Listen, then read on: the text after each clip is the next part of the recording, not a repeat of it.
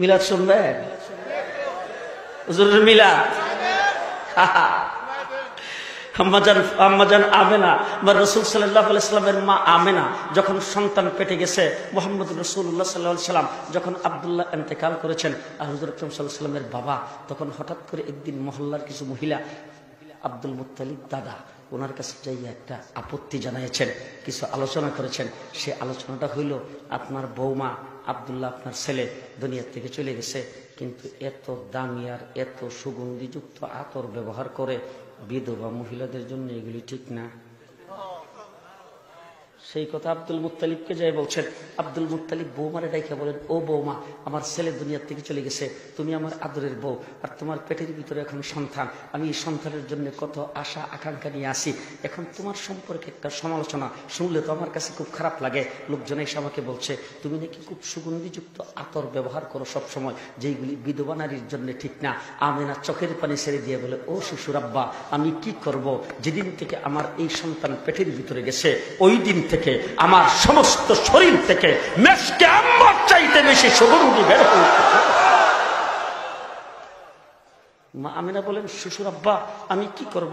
এই সন্তান যেদিন পেটে গেছে ওই দিন থেকে আমাকে মা হাওয়া সালাম জানাইতে শুরু করেছেন। ওই সন্তান যেদিন থেকে পেটে গেছে ওই দিন থেকে বিবি আসিয়া আমাকে সালাম জানাইতে শুরু করেছেন। ওই যেদিন থেকে এই সন্তান পেটে গেছে ওই দিন থেকে মা মারিয়াম আমাকে সালাম জানাইতে শুরু করেছেন। ওই দিন থেকে বিবি হাজারা আমাকে সালাম জানাইতে শুরু করেছেন। জান্নাতের হুর গিলমান আমাকে সালাম জানাইতে শুরু করেছেন। ফেরেশতারা আমাকে সালাম জানাইতে শুরু করেছেন। আমি জমিনে পাড়া দেওয়ার সময় কাঁটাতে পাড়া দিলে কাঁটা ফুল হয়ে যায়, পাথরে পাড়া দিলে পাথর মোমের মতো গলে যায়। কি শুনবেন রাসূলের মিলাদ? আর কম আবু তালেব রাসূল সাল্লাল্লাহু আলাইহি সাল্লামের চাচা, নাম শুনেন নাই তো বোধহয়। আবু তালেব রাসূল সাল্লাল্লাহু আলাইহি ওয়াসাল্লামকে একাধারে 40-42 বছর পর্যন্ত পালছেন। আবু তালেব একদিন রাসূলকে ডাক দিয়ে বলতেছেন, ভাতিজা, আমি কিন্তু তোমার চিনি, তোমার সম্পর্কে খুব ভালো করে জানি। আল্লাহর নবী বলেন, চাচা কি জানেন? বলে, তোমার যে বরত্ব, তোমার যে ইজ্জত, তোমার যে আজমত, তোমার যে অকার, এই সম্পর্কে আমার খুব জানা আছে। বলে, চাচা কেমনে জানলে? বলে, কিছু তোমার মার কাছ থেকে শুনছি, আর কিছু আমি নিজের চোখে দেখছি। বলে, চাচা কি শুনছেন? বলে, শুনছি তোমার মা বলছে অন্যান্য মা যখন সন্তান পেটে ধারণ করে তখন ঠিক মতন ঘুমাইতে পারে না, ঠিক মতন খাইতে পারে না, উঠতে পারে না, বসতে পারে না, তারপরে কতক্ষণ শুয়ে থাকে, কতক্ষণ উঠে বসে, কতক্ষণ দাঁড়ায়, পেটে ব্যথা করে, কোমরে ব্যথা করে, পায়ে ব্যথা করে, দাঁড়াইলে পাওটা ভেঙে আনে, ডাক্তারের কাছে যাইতে হয়, চেক আপ করাইতে হয়। আর তোমার মা তোমাকে পেটে ধারণ করছে, তখন নাকি তোমার মার কোনো কষ্ট হয় নাই। বলে, চাচা এই শেষ না আরো কিছু শুনছেন? বলে, ভাতিজা আরো শুনছি। তোমার মা বলছে তোমাকে তোমার মা যখন পেটে ধারণ করেছেন, হঠাৎ করে একদিন তোমার মা কুয়ার থেকে পানি উঠাইতে গেছে। তোমার মা যখন আগে কুয়ার থেকে পানি উঠাইতে যাইতো তখন বালতি দিয়ে কুয়ার ভিতর থেকে টাইনা পানি উঠাইতে হইতো। আর তোমাকে পেটে ধারণ করার পরে তোমার মা যতবার কুয়ার থেকে পানি উঠাইতে গেছে ততবারই যাইয়া দেখছে কুয়ার পানি তোমার মার জন্য পার পর্যন্ত উঠে রয়েছে। আর কি শুনছেন? বলে, আর শুনছি তোমার মা বলছে প্রচন্ড রৌদ্রের ভিতরে তোমার মা যখন ঘর থেকে বের হইতো আকাশের মেঘমালা আইসা তোমার মার মাথার উপরে ছায়া ধরতো। বলে, চাচা আর কি শুনছেন? বলে, আরো শুনছি তোমার মা রাস্তা দিয়ে হাইতে যাইতেছে, রাস্তার দুই ধারের গাছগুলি তোমার মার সামনে মাথা মতো করে সালাম করতে শুরু করেছেন।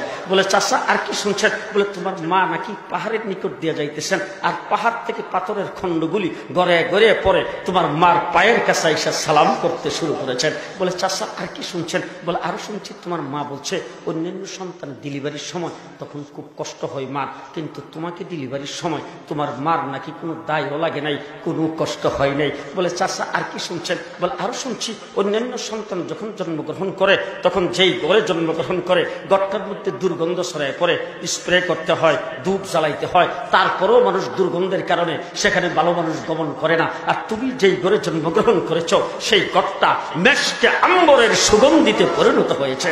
বলে, চাচা আর কি শুনছেন? বলে, আরো শুনছি তোমার মা বলছে অন্যান্য বাচ্চা জন্মগ্রহণ করলে দুনিয়াতে আসার পরে বাচ্চার নাভির নাকটাকে কাটতে হয়, আর তোমার নাভির নাককে যেন মায়ের পেটের থেকে কাইটা ক্লিন করে বের করে দিয়েছেন।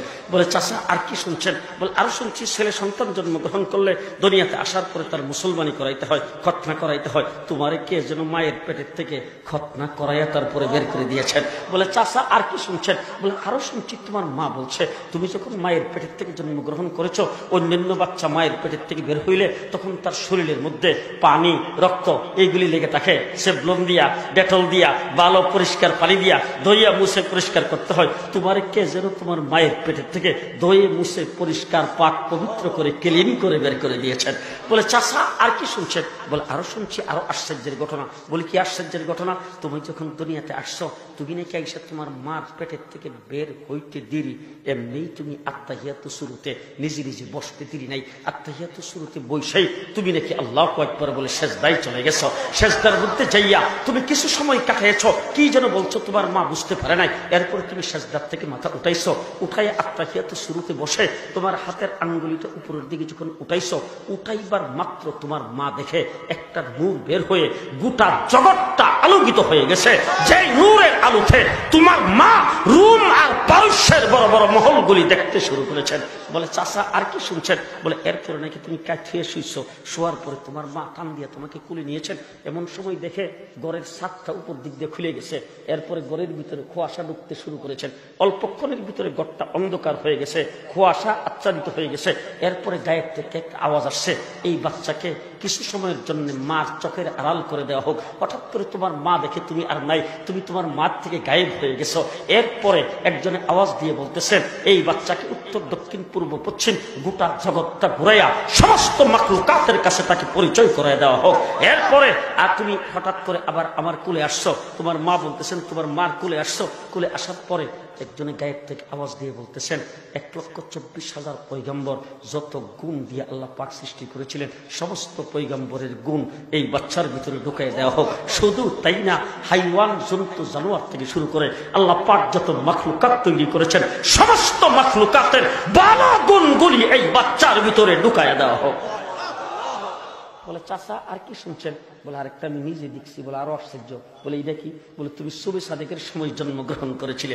শুবে সাদেকের সময় তখন যখন সূর্য উদিত হয়েছে, আমরা তোমাকে ঘরের ভিতরে রাখছি সূর্যের তাপ যেন না লাগে। এরপরে যখন সূর্য অস্ত চলে গেছেন, আকাশে চন্দ্র উঠছে, তখন আমরা তোমাকে বের করে খোলা আকাশের নিচে মুক্ত হাওয়া খাওয়ার জন্য ঘরের বাইরে সেখানে তোমাকে শোয়াইছি। তুমি শুইয়া এইভাবে একটু কন্দন করতেছিলে আর হাত পাগুলি নাড়তেছিলে। আমি দেখতেছি চাঁদটা আকাশ থেকে তোমার দিকে আসতেছে। যখন আস্তে আস্তে আস্তে আস্তে আস্তে আস্তে দেখি যখন কাছাকাছি চলে আসছে, তখন চাঁদ তোমার উপর পড়ে যায় কিনা, কোনো বিপদ হয় কিনা, এই জন্য আমি চিৎকার করে ফেলেছি। কিন্তু একটু মুহূর্তের মধ্যে একটু পরে তাকাই দেখি চাঁদ তোমার উপর পড়ে নাই। তুমি যে হাত পাগুলি এইভাবে নাড়তেছ, তোমার হাত আর পায়ের নাড়ার সাথে চাঁদ তোমার সঙ্গে খেলা করতে শুরু করেছে। মুহাম্মদ রাসূলুল্লাহ সাল্লাল্লাহু আলাইহি ওয়াসাল্লামের বিলাপ কোন ভাষায় আমি আপনাদের সামনে পড়ব? আমিনা তো বাচ্চাটা কোলে নিয়েছেন, কোলে নিয়ে বাচ্চার দিকে তাকিয়ে বলতেছেন, আল্লাহ, আমি জীবনে কত সুন্দর মানুষের চেহারা দেখছি, এত সুন্দর চেহারার মানুষ আমি আমিনা জীবনে কোনোদিন দেখি নাই। যখন এই কথা বলছেন, পরবর্তীতে আসছে হালিমাতুস সাদিয়া বাচ্চা নেওয়ার জন্য। আয়েশা আমিনারে ডাক দেখে, আমিনা তুমি দেখলে খুব দূর দেখছো, তুমি তো মক্কা নগরীর গৃহিণী, এই জায়গার থেকে তুমি আর তো বেশি মানুষকে দেখো নাই। আমার কাছ থেকে শোনো, আমার এলাকা, আমার মহল্লা, আমার ইউনিয়ন, আমার এলাকার লোকজন বাচ্চা পালন করাই তাদের কাজ। আর তোমাদের মক্কা হইল রাজধানী, এই রাজধানীর বড় বড় ব্যবসায়ী, বড় বড় ধনী মানুষ, মন্ত্রী, মিনিস্টার, বড় বড় সচিব, বড় বড় ব্রিগেডিয়ার, তাদের বাচ্চাগুলি কিন্তু আমরাই লালন পালন করি। অসংখ্য অগণিত বাচ্চার চেহারা আমি দেখছি, নিজেও লালন পালন করছি। তোমার মক্কা নগরীর বড় বড় মন্ত্রী, মিনিস্টার, ধনী ব্যক্তিদের বাচ্চা আমরা লালন পালন করছি। হাজার হাজার বাচ্চার চেহারা আমি দেখেছি, মানুষের চেহারা দেখেছি। আমি হালিমা বলতেছি, এত সুন্দর চেহারার মানুষ আমার জীবনে কোনোদিন দেখি নাই। যখন এই কথা বলছেন, আব্দুল মুত্তালিব আসছে। আয়েশা কো, হালিমা তুমি খুব দূর দেখছো, তুমি তো যাদেরকে লালন পালন করো তাদেরকে দেখো। আমি শামে যাই, ইরাকে যাই, তারপরে পৃথিবীর বিভিন্ন দেশে যাই। শুধু তাই না, আমি তো মক্কার মুতাওয়াল্লি, বাইতুল্লাহ শরীফের মুতাওয়াল্লি। এইখানে হাজার হাজার লোকজন সারাদিন জিয়ারত করার জন্য আসে, তাদের বাচ্চারাও আসে, তাদের চেহারা দেখি। এরপরে আমি মুতাওয়াল্লি হওয়ার কারণে জার ফুক দেওয়ার জন্য তোমার আমার কাছে নিয়ে আসে, কত বাচ্চা কুলে লিয়া জার ফুক দেই আর কত কিছু বলি। আমি লক্ষ লক্ষ মানুষের আর বাচ্চাদের চেহারা দেখে আমি আব্দুল মুত্তালিব বলতেছি, এর চাইতে সুন্দর চেহারার মানুষ আমি কোনোদিন দেখি নাই। এরপরে তো কমু, হ্যাঁ, এবার জিবরাইল আমিন এসে ডাক দেখো, আব্দুল মুত্তালিব তুমি খুব দূর দেখছো। আপনারা যারা ভিআইপি আপনারাও সুবহানাল্লাহ কইেন। জিবরাইল আমিন ডাক দিয়া বলে, আব্দুল মুত্তালিব তুমি কতদূর দেখছো? শামে যাও, ইরাকে যাও, মক্কায় যারা আসে তাদেরকে দেখো। আমার কাছ থেকে শোনো, গোটা সৃষ্টি জগৎ পৃথিবী চক্কর দিতে আমার মুহূর্তের প্রয়োজন হয়।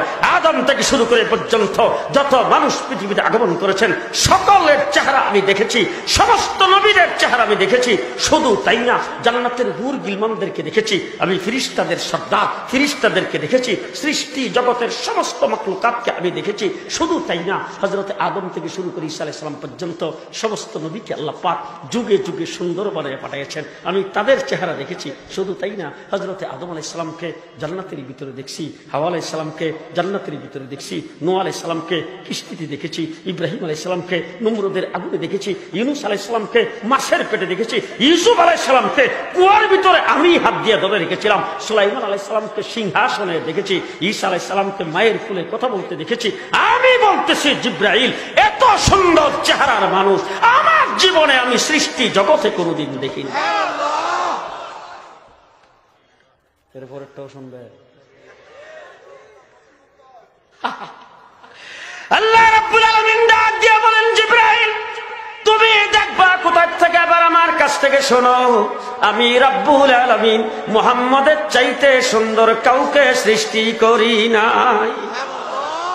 সৃষ্টি করলে দেখতে, বানাইছি তো না, বানাইলে দেখতে। হুজুরের মিলাদ, মা বেনা বাচ্চাটা কোলে নিয়ে চেহারার দিকে তাকায় চোখের পানি ছাড়তেছে। মা বেনা কান্দো কেন? বলে কান্দতেছি এত সুন্দর চেহারার বাচ্চা দেখে তো আমি খুব খুশি, কিন্তু একটা জিনিসে মনের ভিতরে দুঃখ লাগছে। বলে কি দুঃখ?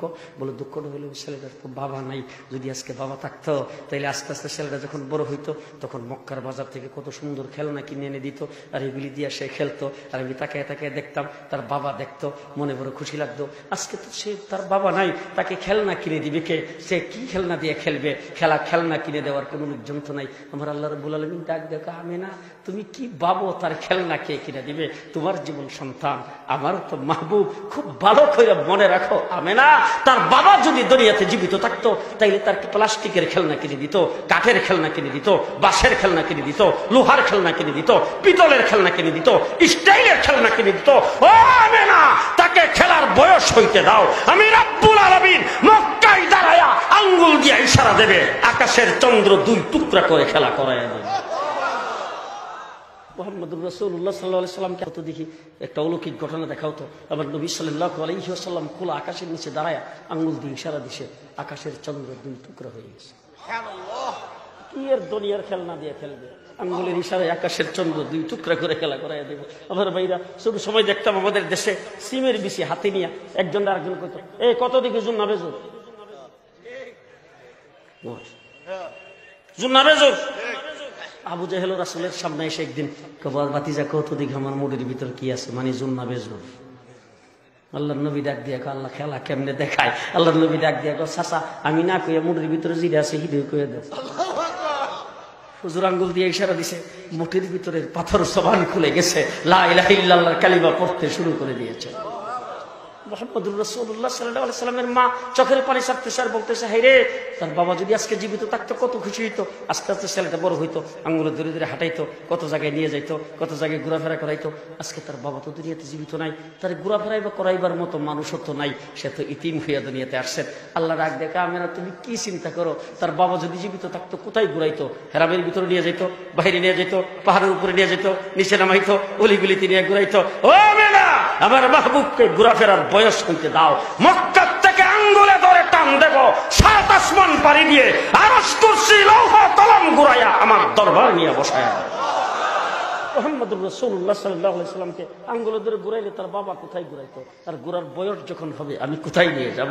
সেই নবী মুহাম্মদুর রাসূলুল্লাহ সাল্লাল্লাহু আলাইহি ওয়াসাল্লামের উম্মত খুশি না বেজার? আরো জোরে।